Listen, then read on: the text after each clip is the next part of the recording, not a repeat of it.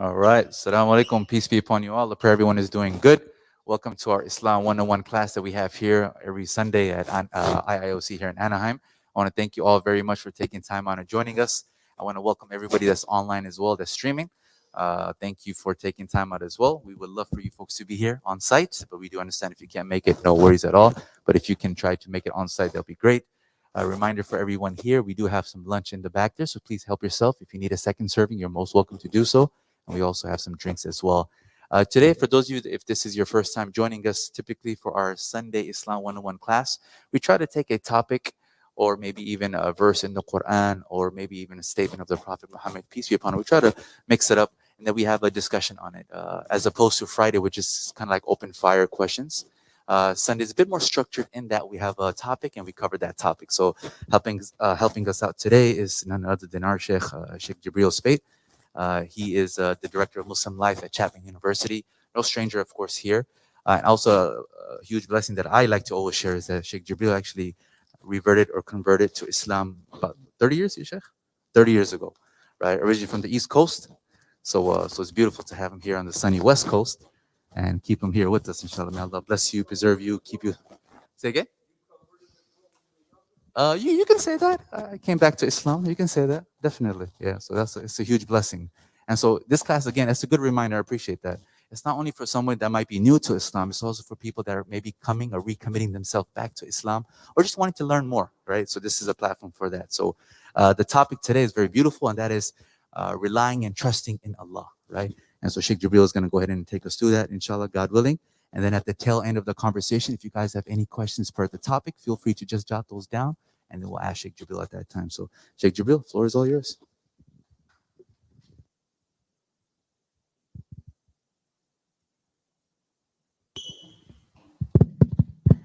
You got to stand.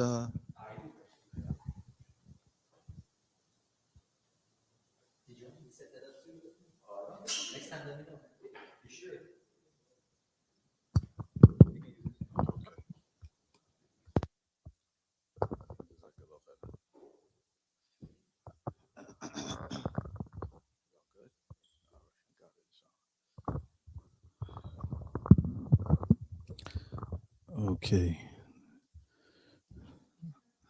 In the name of Allah, the most merciful, the bestower of mercy, praise and thanks belong only to Him, and peace and blessings be upon the one who's been sent as a mercy to all of creation, our master and our leader, Muhammad, and upon his family and upon his companions. And peace and blessings be upon those that strive to follow them righteously and excellently until the day of judgment. Assalamu alaikum. Today, inshallah, we will discuss the concept of, well, it's one word, but in English, it consists of probably 3 or 4 words, depending, relying, and trusting in Allah. Depending, relying, and trusting in Allah. And I think we have an idea about the concept of relying or reliance, leaning on. The concept is that just like you have something or someone leaning on someone else, the idea is that in the Quran, there are several places where we see either a command or encouragement or examples of the concept of leaning on Allah the Most High. In the Quran, the idea of depending, relying, and trusting on Allah is mentioned 70 times in the Quran. 70 times in the Quran. To indicate the importance of it. And so the general idea then is to turn our affairs only to Allah and leave it up to Him to sort everything out. That's the idea.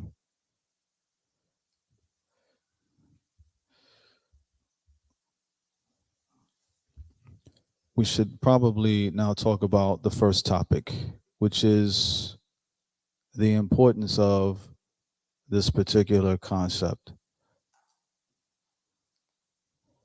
Um, Now, relying and trusting and depending upon Allah is considered one of the greatest forms of devotional worship to the eternal creator.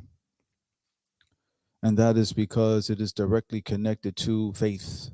It is directly connected to faith. It is considered to be one of, if not the most comprehensive way of showing devotional worship to Allah. It is also considered to be the highest station of expressing the testimony of faith. We have said the testimony of faith when we enter into Islam, and we say it in our prayers, which is that we bear witness that there's nothing worthy of worship except for Allah. Showing dependence and reliance and trusting Allah, that action, that internal action of the heart, is an expression at the highest level of that sentence. Okay. And the evidence of that is in the fifth. Um, I don't like to use the word chapter. I don't think that's accurate. The fifth section, verse number 23. If you have your translation with you, 5.23, it says there that, and upon Allah, put your trust and reliance upon Him, if indeed you are believers. If indeed you are believers. So, what we find then is that there is a clear cut relationship between faith and trust and reliance upon Allah. In addition, we find elsewhere in the Quran, in the 10th section or chapter, we'll just use that. I know that people are different or not. Verse number 84. Prophet Moses, peace be upon him. Um, and the background story is that when Pharaoh, that Pharaoh, was in the process of going after the children of Israel as they were fleeing with Moses and his brother Aaron. May Allah be pleased with both of them. And Pharaoh, being angry, ordered him and his military. They went in pursuit after the children of Israel, and they were coming close to them. And Moses made a plea to his people and said to them, "My people, if in fact you truly believe in God, then you need to only put your trust and reliance and dependency upon Him if you are really those that claim to be submissive and devoted to Allah." You can find it in the 10th chapter, verse 84. So then we find two places then, a connection between trust, reliance on Allah, dependency on Allah, and faith. In addition, we find in various places in the Quran, in a very explicit one, in the 11th chapter, verse 123. It is there where Allah says, "Worship Him," that is Allah, "and put your trust and reliance upon Him, and your Lord is not unaware of what you all do." Okay. Tayyib. So I've given you three verses in the Quran that kind of give you something to think about with regards to the idea of the importance of trusting and relying and putting our dependency only on Allah. Some scholars have said that the pathway to Allah is as follows. The first step is expressing uh, our declaration that Allah is the only one worthy of worship. In other words, if a person wants to go to Allah, then the first thing the person has to do is to express without any doubt whatsoever, without any doubt whatsoever, that God is the only one worthy of worship, nobody else. And then the highest level is based upon that is to depend and trust and rely upon Allah. So the first step to come into God is to declare that He's the only one worthy of worship, and then the final phase of a high level of faith is to never doubt turning one's affairs to the eternal Creator. All right. All right. I want to now talk about another topic with regards to this, which is let's talk about more in detail the idea of trusting and relying and depending upon God and only Him. One of the names of Allah or God is El Wakil, Wakil, Wakil, or you can spell it Wakeel. All right, which is roughly translated as um, uh, a trusted friend, a trusted friend, or the trustworthy one. Huh?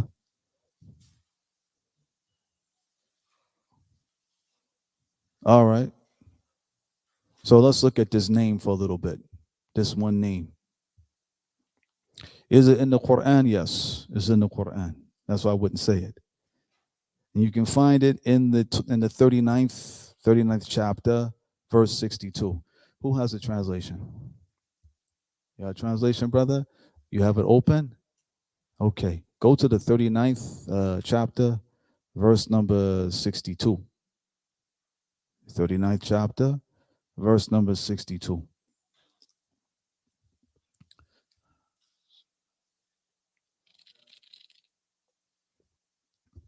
Jamal, you got a mic? Let the brother talk in the mic so everybody can hear it.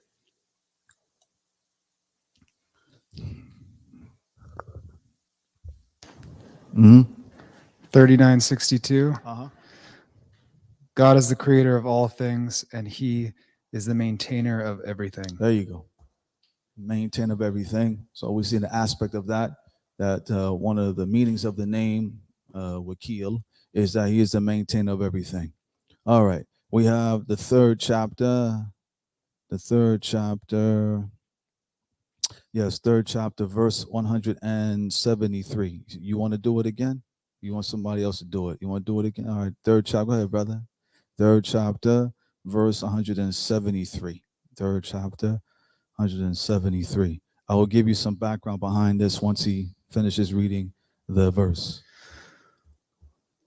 173. Uh-huh. Those who were warned, your enemies have mobilized their forces against you, so fear them. The warning only made them grow stronger in faith, and they replied, God alone is sufficient as an aid for us, and He is the best protector. Okay, so we also have another. This verse is referring to a situation where in Islamic history, after the Prophet Muhammad, may Allah bless him and grant him peace, when he migrated or immigrated rather to Medina, the polytheists were not happy. They wanted to annihilate him and his followers, so they had a battle. And in this battle, the followers of Muhammad were small in number. The pagans they outnumbered them.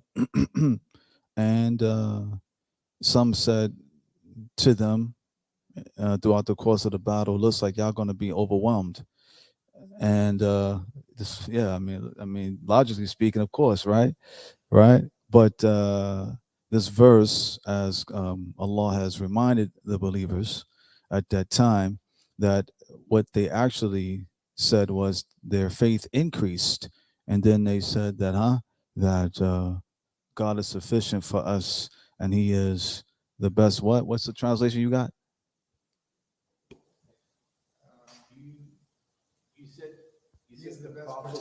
Hold on a second, huh? The best The protector. best protector, yes. Yes, sir. And they overwhelmed them. They won. Yeah, that happened quite often, as a matter of fact. Throughout the course of, as a side note, throughout the course of the growth of Islamic civilization, yeah,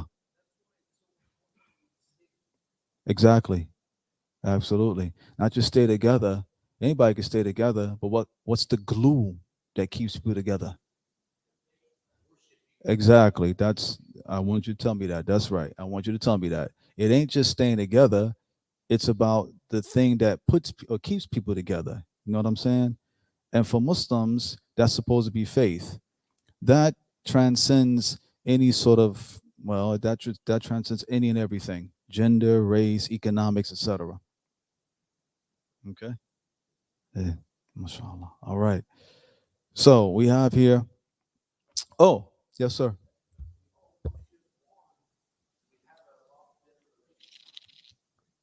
That's the idea. That's the hope. That's the hope. But hey, see, that's the problem. What's your name, brother? Amir? You know, brother Amir, the part of the problem is that uh, we live in the 21st century, and I'm seeing the new Muslims and those who are rededicated to really try to get back into the faith thing. And then you have the other hand, you got others that, they take it for granted. You understand what I'm trying to tell you? So we have a lot of things we got to work with and work on. By doing this? By doing this right here? Exactly. Hmm. So we can try to remind each other. Yes. So we can try to work together. Remind each other, first of all. See, what we fail to understand as well, and let me just kind of put this out there as well, is that, and I mentioned this morning in the Quranic commentary this Sunday morning, that history is not an exercise in being aware of events. History is part of the most important thing is to learn from the history. Is to learn from the history. And Islam is no exception. There have been events throughout the course of the civilization, the community in its infancy stage until they reached a pinnacle. That all of that is filled with history. Mm-hmm. Mm-hmm.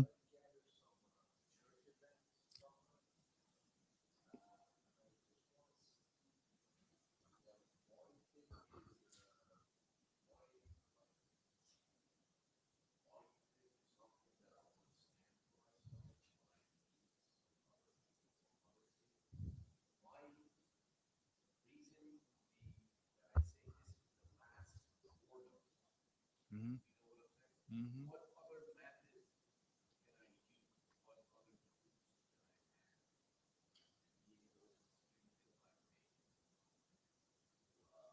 Mm-hmm.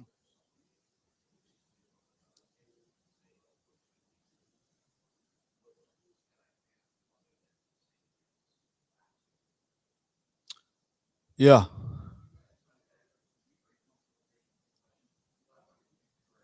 I can take it afterwards, but I'll keep your question in mind. Okay. Inshallah, I won't forget it. Okay.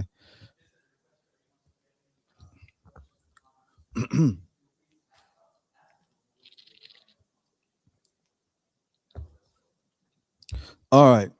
So as I was saying, was that in those two verses we see evidence that this is one of the names of God, Al Wakil, AL-WAIK, AWAKIL, and that's a very important thing.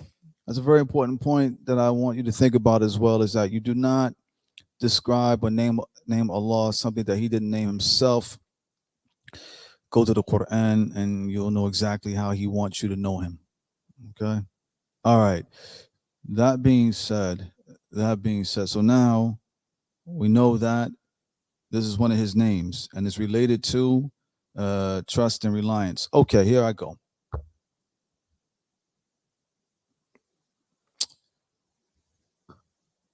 Based upon this name, what does His name suggest?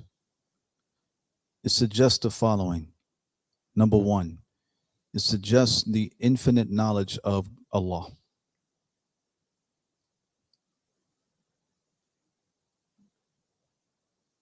Number two, it suggests the infinite mercy of Allah.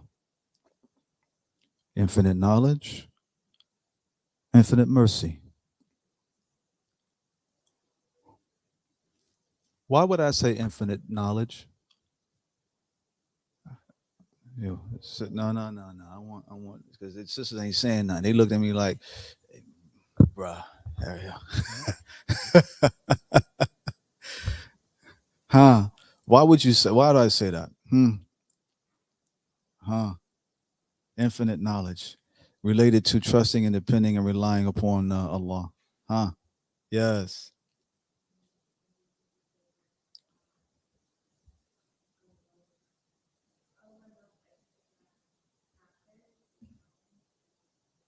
Uh huh. Yeah. Very good. Excellent. Yeah, that's very good. Good. Good. Excellent. So, if Allah is the all-knowing, then me turning my affairs to Him, huh? This necessitates what? That since I'm turning all my affairs to Him, He knows what's going to go on, and not only that, but He knows what's best for me. Very important point. It's just knowing the events; it's knowing what's best for me. For instance, yes, sir.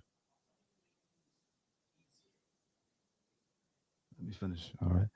What was I going to say? Yes. So, like I said, is that He also knows what is best for us. Okay. Even during adversity. Yep. Even during adversity. Example. Yes. Oh, infinite mercy. All right. So let me ask that question. Let's move on. How does that relate to trusting and relying and depending upon Allah? Should I go back over here now? Leave y'all alone? The question is that His name that we're talking about right now implies or suggests infinite mercy. In what way? Yes. I saw your hand up, so okay.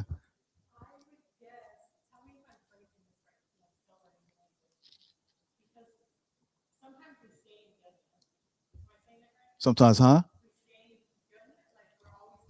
In this life, we're just stuck on this life. Yeah, yeah, yeah, yeah. Mhm. You good? You good? Interesting. Nah,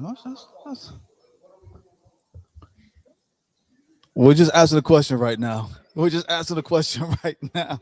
We're asking the question right now. Breathe, brother. Breathe. MashaAllah. May Allah bless you. May Allah bless you.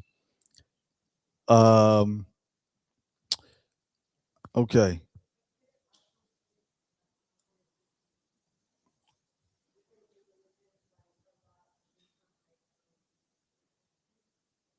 Okay. Sure. Okay. So part of it is, whenever I make a mistake, I can return to Allah, and hopefully He'll have mercy upon me. That's a part of it. Yeah. Well, what else?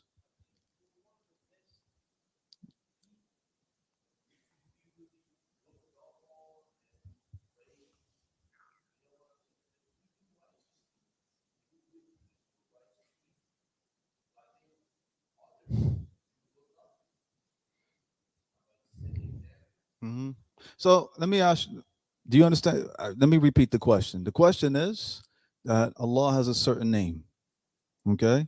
And it applies first His infinite knowledge, and second His infinite mercy. My question is, in what way does His name imply infinite mercy? That's the question. So I want you to focus on that. Okay? All right. You have an answer?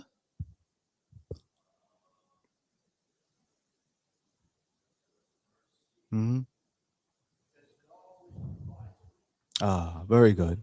hmm Very good. Very good. Thank you. Excellent. Beautiful. Beautiful. That's excellent. Very good. Excellent. All right. Y'all heard that? You heard that? Okay, good. All right. Moving on. That's excellent. Number three, it suggests His infinite might and power. Infinite might and power.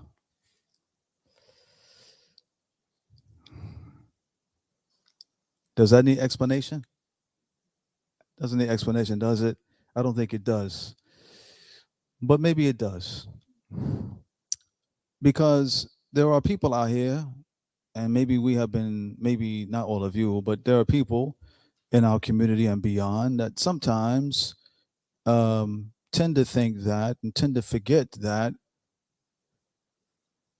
nothing is ever going to occur, first of all, unless Allah allows it. And second of all, nothing can overwhelm Allah. Nothing. But however, people have a tendency to turn their attention to other human beings, thinking that these human beings have the power to do X, Y, and Z. Wait. All right. Wait. All right. And and this is what it does. It weakens one's faith in the process. You see, there's a certain way we can approach people. I go to Jamal and I say, "Hey, Jamal, I need X, Y, and Z." He said, "Okay, let me see what I can do for you." But the idea should not be that I'm hoping and trusting and depending that Jamal is going to hook me up for the thing that I need.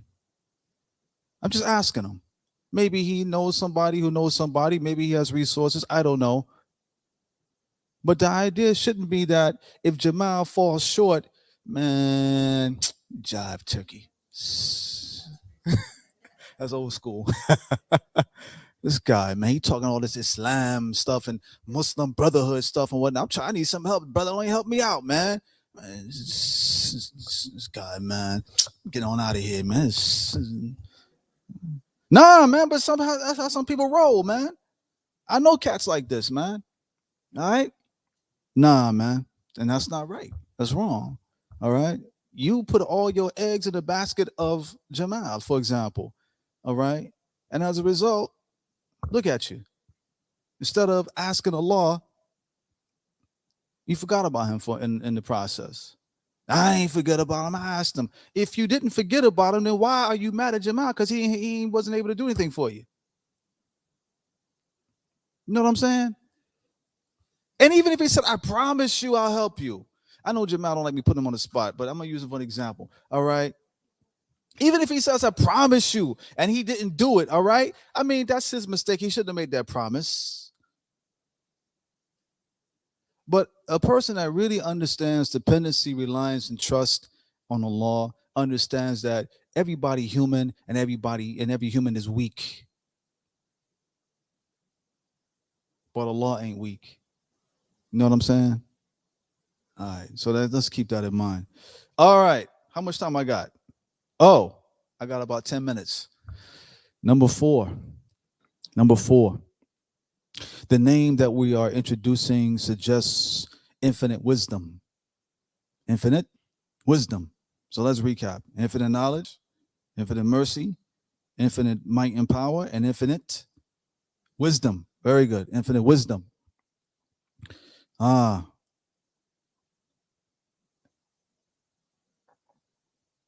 You ask Allah. You turn to Allah.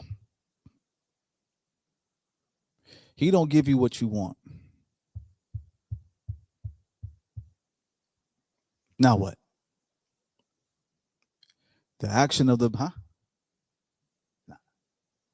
Some have resentment. She's right. Yeah. I mean, she's right though. What's your name, sis? Shay? Sister Shay is right. That some people have resentment. That's messed up. I asked Allah, he ain't do that for me. Yeah, so no. You know what I'm saying? Right? Or maybe he didn't give you everything, he gave you just a little bit. Let me give you one small example in the Quran of somebody that was stunned in a positive way. Stunned in a positive way. Okay? All right. Now we know about Jesus, the son of Mary. And we know about Mary. Do we know about Mary's mom? Mary's mom. In the 3rd chapter, Mary's mom had made a dedication of her baby to Allah. Now she's thinking, I'm going to have a son because the son is going to be able to take care of the affairs of the mosque or the worship place there in Jerusalem. Mary has a pregnancy, has the delivery. It's a girl.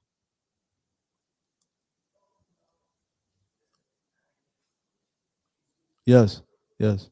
No, I'm talking about Mary's mother, Jesus, Mary's mother, Maryam, and Maryam's mother.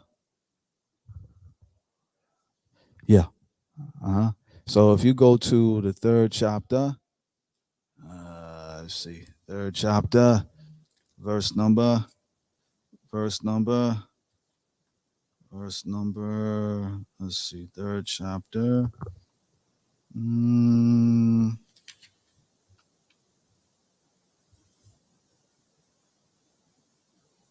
Yeah.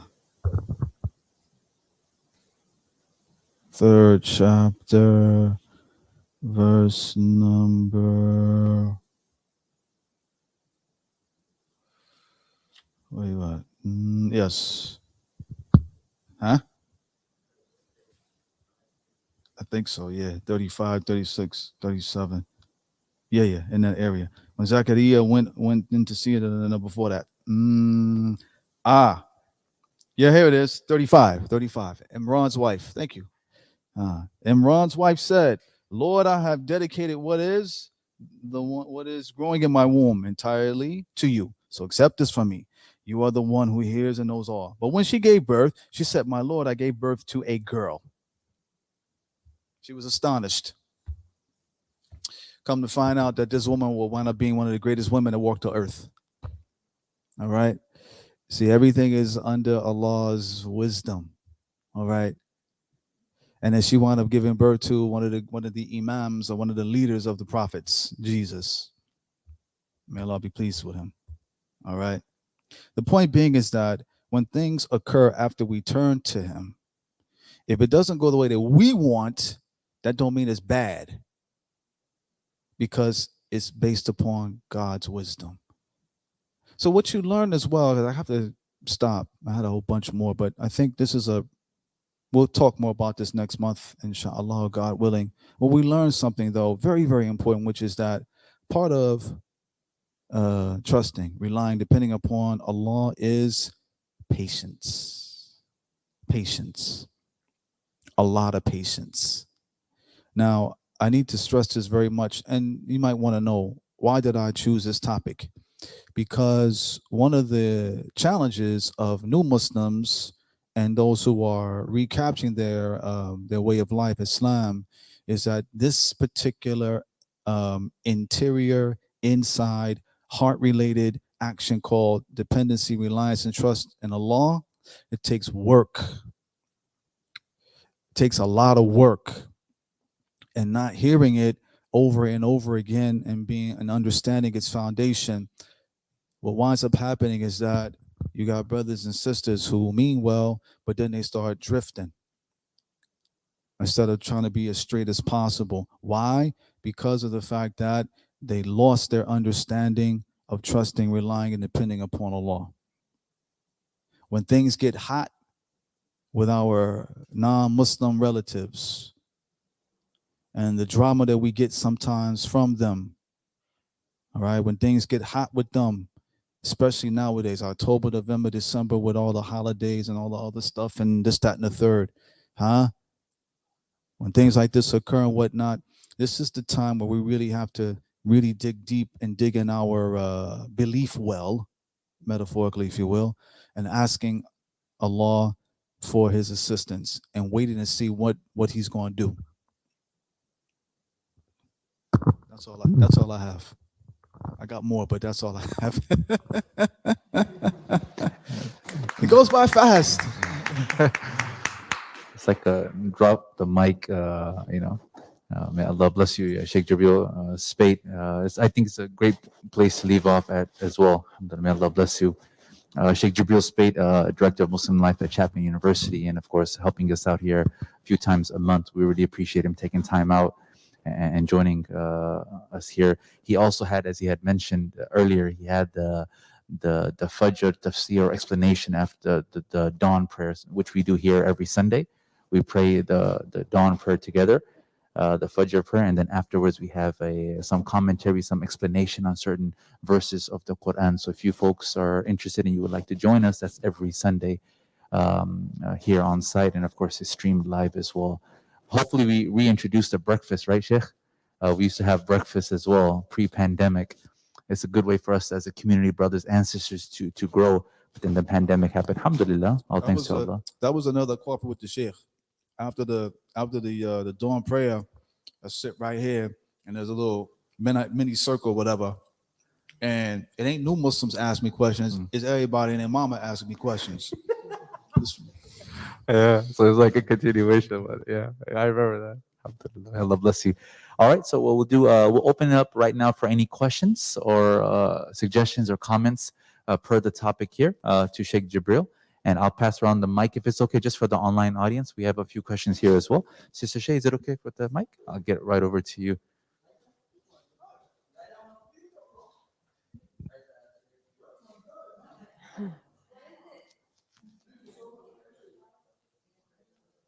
Assalamu alaikum, Brother Jibreel. Thank you. I have been waiting to ask you specifically this because I know you'll give it raw and uncut. Excuse me if it's redundant, but I want to hear your facts on it. Why can't women sing? Why can sisters not sing in Islam? Why? And what's the evidence to back this up? So you asked this question before? It was bunk. Huh? It was bogus answer. I'm serious. You asked this question before? I did, and I didn't like the answer. You didn't like the answer? What was the answer? What was you told? It was, oh, sorry. Be fair. It was, be just. Oh, of course, of course. Mhm. It was, well, kind of like we were so westernized that, and of course, we can't talk back to our respected authority, which would be you in this case, say your position.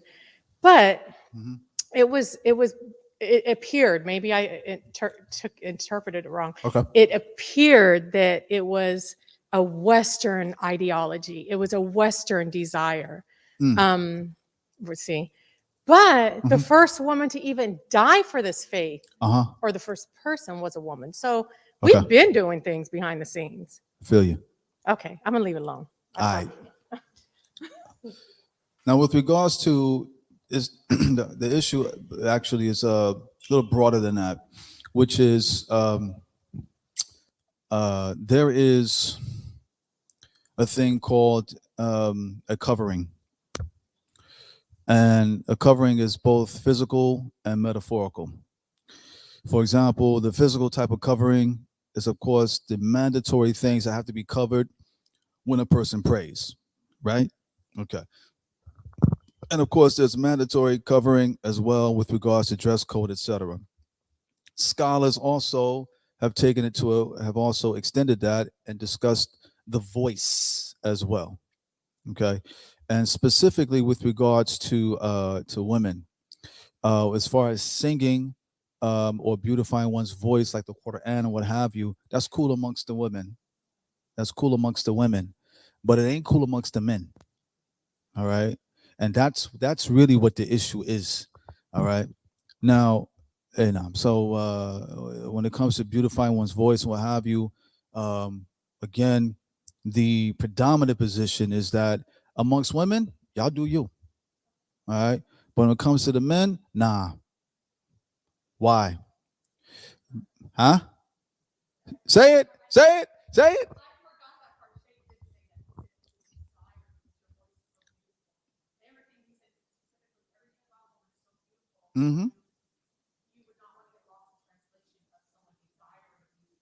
I mean, that's a totally valid, but that's a totally valid rationale. Yeah. Okay. All right. Okay. So there you go. Thank you for asking. I appreciate that. I have a comment too about not speaking to authority. Let me put it to you like this. If we have a conversation like this, right? You don't agree. Put it to you like this. It's okay to disagree. All right. Like if you say, after you hear me talk and whatever, and you say, I understand you said boom, boom, boom. However, I find somewhere in your thought process to be questionable. Okay, why? And then we have this discussion. Ain't nothing wrong with that. You know what I'm saying? I'm trying to tell you. That's cool. Um, because I'm gonna tell you something else too now. Uh some of the rightly guided caliphs, especially the second one, I mean, it didn't women would go to him and say, hey man, you need to have consciousness of God because of X, Y, and Z. Oh, it wasn't like, who you talking to? No, it wasn't like that. It wasn't like that. All right.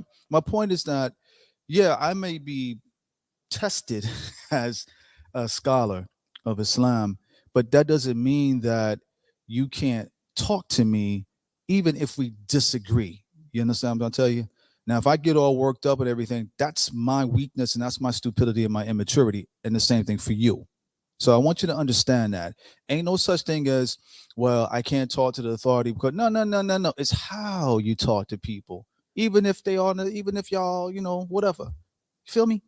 Okay. You're welcome. Thank you so much. Great questions. Sheikh, just to add to that, because sometimes this question is posed, maybe even in a setting where you're doing presentations for students, for non-Muslims, etc. They'll say, well, would it not work the other way? Meaning, wouldn't it be desirable for the women when they hear the men reciting or in a beautiful voice? How would we? Look, let me tell y'all something. All right. The reality is that that question is predicated on the fact that men are not being sexualized as women have been for a long time. That's where it's coming from. Period.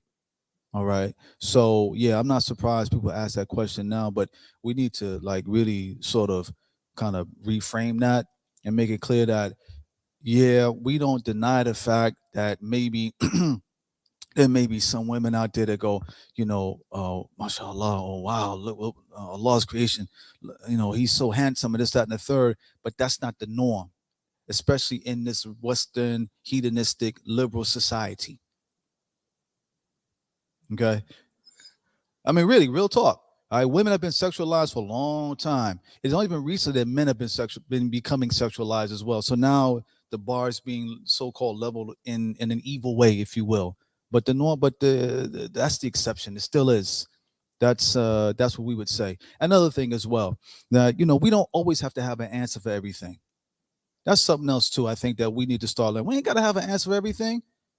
That's how Islam says this. Here are the evidences. This is our rationale. No disrespect. No disrespect to you. You can either take it or leave it. I'ma have my muffin. Excellent. Appreciate it. Simon? Um, yeah. Um, I feel like just to go back with you, as like a woman raised in an Arab household, Muslim household, a lot of times growing up, I felt really like frustrated, like as a woman, like, oh, you guys are trying to put me in a box and like hold me down and stuff. As I get older and more experienced with life and I get closer to Islam, I try to see it as there are never restrictions on us. God really, really was trying to protect us. So that's just something that helps me sometimes because I get really frustrated. Like I'm a woman and I could do whatever I want, however I want to do it, and no one can tell me nothing. And life teaches you like, oh wait, I think these rules were put in place for my own protection. So I just wanted to maybe say that to you. But my question is that So thank you very much. See, I like this. I like this idea of supporting and what have you. That's beautiful. Yes, sister. for me, when we talk about putting all our trust and faith in Allah, it's something that I really find myself struggling with a lot. because I feel like I'm like, but I'm in control of my life.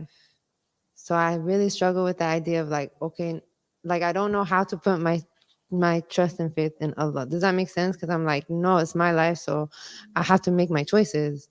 Like, what do you mean? Like, so when I hear you guys talk like that, I feel like, so what am I supposed to do? Like, just kind of chill and not make any type of choice, and like God's just gonna do it for me. Okay.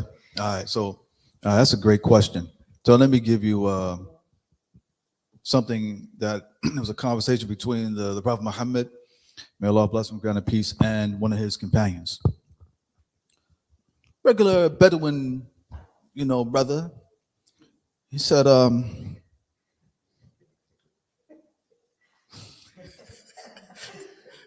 yeah,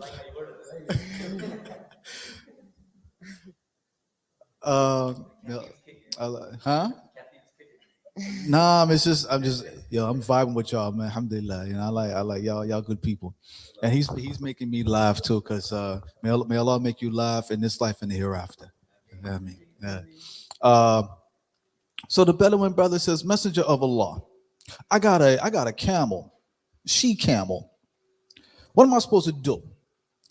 If I want to handle my business, go to the marketplace, whatever, do I just let it roam around and trust and depend on Allah? Or should I tie it up and handle my business? The Prophet said to him, you tie up your camel and leave the rest to Allah. There's a lesson behind that. Do everything possible for yourself, for your, whatever you're trying to do, humanly possible. And then after that, keep it moving. Another example, I got a GPS. Okay, GPS, whichever one, Google, Waves, or is it Waze? Waze, or Apple, or whatever, right? I'm trying to go to whatever place. Bet. I paid the T-Mobile bill. I got my phone charged up. I got the coordinates. Gas filled up. Oil changed. Ready to roll. Matter of fact, I'm gonna leave in the morning, no traffic. All right, boom. So I handle my business. Driving, there's an accident. Oh man, my phone goes out. Oh man, whatever the case may be. What are you going to do? You did everything possible. And the point, and here's that, I missed this part. You're going to a certain place. I don't know, maybe I'm going to a certain place. I got a job interview, for example. All right. I got everything planned out, ready to go. Man, accident, delay. Phone is off. I'm in a dead area. I can't do a text message to the people, whatever. That stuff's out of your control. You did everything else humanly possible. What else can you do? That's what I mean by trusting and depending and relying. Now, there's another type of people. As a matter of fact, if you don't mind, I would like to talk about 3 types of people really fast. You got people that I like to call them the cramming student attitude. Y'all been to school before, right? High school, college, whatever, right? Teacher says, here's the syllabus. The exam is on December 1st. Bet.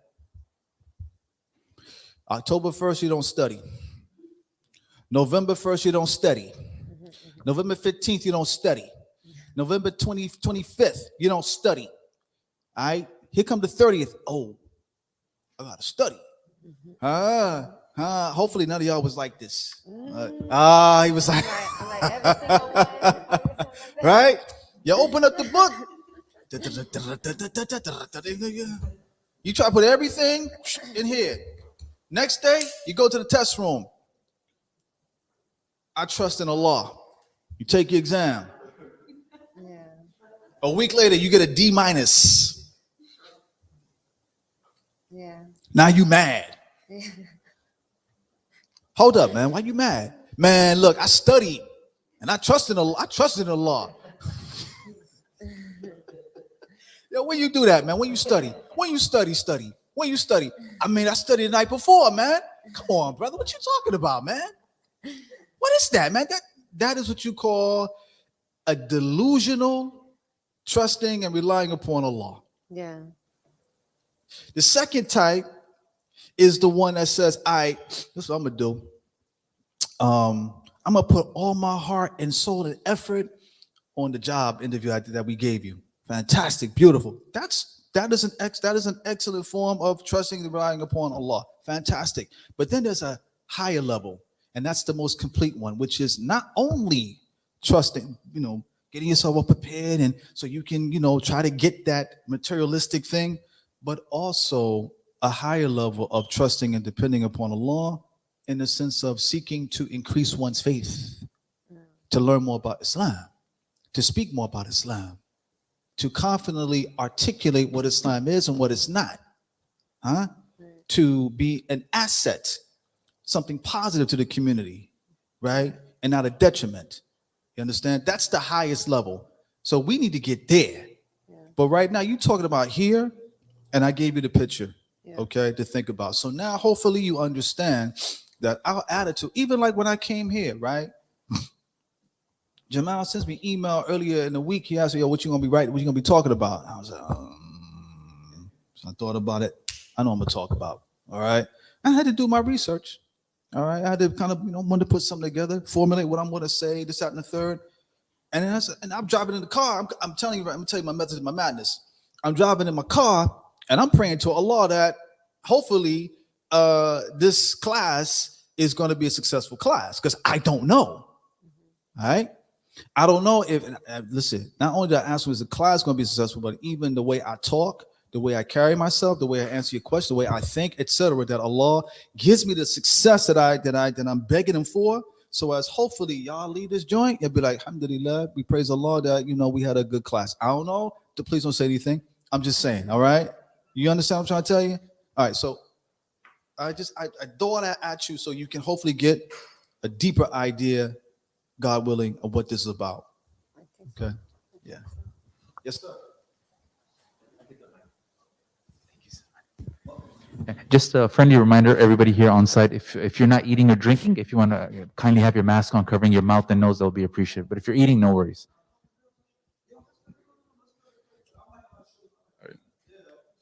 Hello, everybody. I just wanted to add real quick to the sister over there. Me, myself, I'm new to Islam. And one thing that I realized that really makes me see the blessings and reaffirms my faith is even within the Quran or other books is reading about stories of the workings of Allah. Like a lot of the things that happened to past prophets or situations that the Prophet Muhammad, peace be upon him, that he had to deal with, and the ways he dealt with those things really makes you just kind of like stand back and be like, wow, like that's unbelievable. And it's almost like just because some of the wisdoms and workings of Allah happened so long ago doesn't mean they can't happen today as well.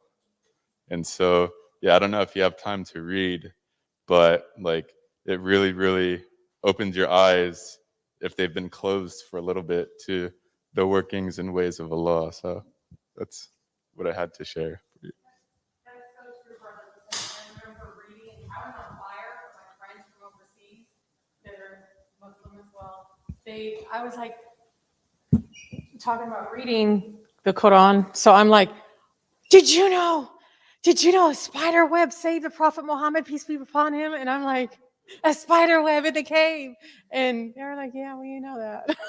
So I understand what you're saying when we read it. That's a weak narration. It's a weak narration. Okay. But still, I get you, though. I understand. Thank you, Brother Anthony, for what you were saying. That's true, though. Very true. That story about the spider web saving, no, that's not authentic. No, it's not authentic. There's a lot of stuff. Another day.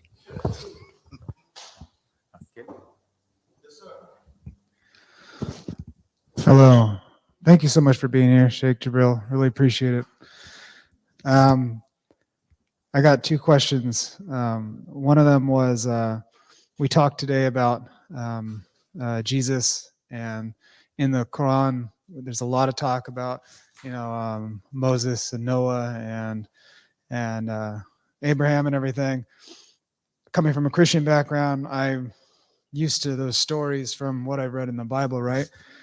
And besides what you get, it seems like the Quran's like, yeah, you guys know what's up, like, the stories of these people, and it's kind of reiterating them to us. But to what extent do the other scriptures come into play as a resource to like learn more about these, the other prophets that, like I said, there's a lot of stories here, but like if you wanted to dive deeper into it, do they still hold that, yeah, this is legit, what it says in the Torah or what it's in the Bible, minus being like the Son of God and everything? Like, where's the line, Yeah, mashallah, beautiful. Oh, that's a nice question. This okay. The approach is as follows. Look at any additional information that the Bible mentions about the prophets fall into three categories. One that adds to what the Quran has said in an informative, positive manner. That's the first type. The second type would be information that disparages prophets. Example is Prophet Lot. Now, if you don't know about the story of Prophet Lot in the Bible, there is consistency as far as Saddam and the whole thing there. Allah in the Quran mentioned that Prophet Lot's wife would not be amongst those who would be spared of the punishment. And we learn in the Bible that Prophet Lot's wife looked back. Right? That's why people say don't look back, right? Right, okay. And that's possible. That's very possible. But then after, if we continue reading the story of Prophet Lot, we find what? That he was seduced by his daughters and they had relations with each other. Now that right there, that's a red line. That's a red line, okay? So that's an example of how we engage all the stories of the prophets, may Allah bless them and grant them peace, comparing it with the Quran and the Bible. Again, we look at, are there any additional information from how the Quran relates it that is possible, that is a part of it? Fine. Anything that clearly shows that is a disrespect to the prophets, that's rejected. Another example would be Prophet Noah. Now, Prophet Noah, as we know about his story in the Quran and the Bible, but then we have this whole story about him being in a drunken stupor, and his son, I think it was Ham, found him to be naked, and then Prophet Noah, well, first of all, he was drunk, so that's rejected. Number two, his son found him naked. Number three, Noah regains his consciousness. Number four, he curses his son, and then number five, all the descendants of Ham are not only black, but they're accursed. Now, the part that maybe Ham's descendants are of a darker hue, we don't know. Maybe not. But the fact that they're accursed, no, what is that? You follow? So that requires some sifting. I don't tell you don't read the Bible. No. I think that it's good that when doing Quranic commentary, to refer to biblical Bible verses or passages to perhaps get a more complete, maybe even a more in-depth picture. But always remember something. Prophets are the epitome of role models. Prophets are the epitome of a role model. And they should never, ever be viewed as anything but the epitome of a role model. That'll help you, inshallah, God willing. Oh, thank you. Yeah, excellent. Yes, sir. Shaykh, assalamu alaikum. So quick question. So one of the things you mentioned was like when you put your reliance on Allah, you also make the effort, right? And you give an example of an interview, right? So we go to this interview and we're like, all right, cool, I did everything I possibly could, right? I killed it, right? Um, so there's like levels to reliance. For example, like, okay, Allah, please give me this job, right? Level two, in my, I'm just making this up as I go, but level two is, oh Allah, give me this job if it's beneficial for me, right? Is there a higher level of a reliance that we should have, and how should we approach that? Yes, there is actually, which is you, and we're going to add to that level, that second level. Oh Allah, give me the job if it's good for me and my dean, etc., etc. Nah, you ain't getting it. Dear so and so, dear Jibreel Speight, thank you so much for for your interview. We regret to inform you this, that, and the. Dang, man, you serious? Okay, now what am I going to do? It's at that moment that a person got to really check and ask themselves, what you mean I ain't get the job? Hold on. Nah, man. Hey, yes, how are you? Yeah. Listen, I don't understand why I didn't get the job, this, that, and the third. You may even want to ask for an explanation. Okay, get your explanation. Well, we're looking for someone with more experience. Okay, fine. I mean, that's a materialistic possibility. Fine. Then you hang up the phone, or you get another email or something explaining it. Man, I ain't gonna never get a job. Man, I ain't gonna never get a job. Sound familiar? Here's some people say something like that before. I ain't gonna get a job. I keep trying and keep trying and keep trying. Ain't nothing happening. This, that, and the third. That right there, that brother or sister has a problem. They're not trusting in Allah's wisdom and His knowledge. Another person may say, "Well, you know what? That's okay. Maybe this is good for me. Maybe this is good for me. Me not getting this. Maybe there'll be something else out there. Maybe a door open that I didn't realize will come."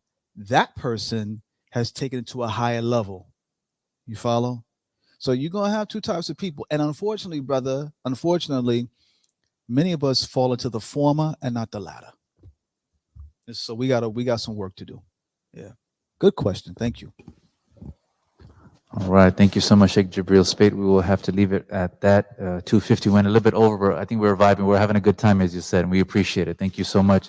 And I want to thank you all very much for the questions. My apologies if we weren't able to get to all the questions here, but really thank you all for submitting your questions. May Allah bless you all. And Sheikh Jibreel, again, thank you so much on this beautiful Sunday, taking time out from your family and other tasks to be here with us and support us and mentor us. We really appreciate it. A few announcements, brothers and sisters, and we'll call it a session. First one is, of course, if you have any bottles or cans, we do like to recycle. So we'll have recycling. It's not in here, unfortunately. I think they moved it outside. You'll see the green bin outside with the recycling logo. Just go ahead and dispose of it there if it's okay. Second thing is, I want to thank all the volunteers that have helped out. And those that we know and those that we don't know. There's a number of people, as I've mentioned a number of times, that are helping to put classes like this together, the food together, the chairs, the tables, all that good stuff. I won't single anybody out because it's a whole team. So I want to thank them all very much, and I ask you all to kindly keep them in your supplications, your du'as, your prayers, because we really appreciate their assistance and their help. May Allah bless them all. The second thing is, please don't forget, next Sunday, so 1 week from today, is our social Sunday, which means the second Sunday of every month, we try to have a social activity, kind of breaking the ice with one another. We cater the food. So that and so because of us catering the food from local restaurants, so we can support them as well, we like to have a sign up so that we know how much food to order, right? So that sign up, inshallah, God willing, should be going on either today or tomorrow. I just ask you all very kindly, please, to respond sooner than later. That just helps us to know how much food to expect and to order. But when we wait kind of until the last minute, it's very hard for us because then we have to call the restaurant 2 or 3 times to keep changing the order. So if you guys can help us out, to go ahead and let us know how many people are coming. That'll be great. And these classes, specifically the Social Sunday, it's really nice if you folks want to invite members of your family that might be of other faiths to join us. As they can come anytime, right? But I think that class is really nice as well, that session, just like sessions like this. So please do consider that, inshallah. Again, next Sunday, and I'll send the information out. Number two is, I just want to remind everybody about the mentorship program that we have here. We're blessed every week, alhamdulillah, all thanks and praise to Allah. We are having people interested in Islam and embracing Islam and joining the community. I don't want them to forget the beautiful mentorship program that we have here, which is when you embrace Islam or you're coming back to Islam, we have mentors in the community, trained mentors that will work with you on a one-on-one basis to teach you the basics of Islam. So if you haven't, as of yet, enrolled in the mentorship program, there's a few steps that one has to take to enroll in the program, training and so forth. Then please make sure to let me know, email us, or you can shoot me a text or whatever it is. So this way we can get you started. We have a number of mentors that are waiting to actually be paired up with our brothers and sisters that are new to Islam. So please do consider that. And that, of course, is a free service as well. And last and certainly not least, I wanted to welcome people that are joining us, our brothers and sisters that are joining us here for the first time. I wanted to welcome first Caleb. Caleb is here. This is his first session here at IIOC. It's been how long for you, Caleb? You embraced Islam? Since of this month? In October, yeah, October. That's right, yeah, we're in November. It's not even, so just a few weeks now. It's been a few weeks for Caleb. So welcome, Caleb. Also, Mario. Mario, you want to raise your hand for us? Mario is joining us here for the first time as well for the class. I want to also welcome Sister Jamila. Sister Jamila, if you want to raise your hand, she's joining us here for the first time as well. Sister Amali, who's joining us here as well, and Sister Bayina, who had to leave earlier, but she was joining us as well. So may Allah bless you all. We thank you all very much for thinking and considering us to be here on this beautiful Sunday. Thank you all very much. And with that, we will call it a session. Thank you all very much. May Allah bless you. If everybody can help me out, thank you. May Allah bless you. We're going to fold the tables and chairs. We'll put them on the racks. If you guys can help me out with that. And we're all good to go. Assalamu alaikum.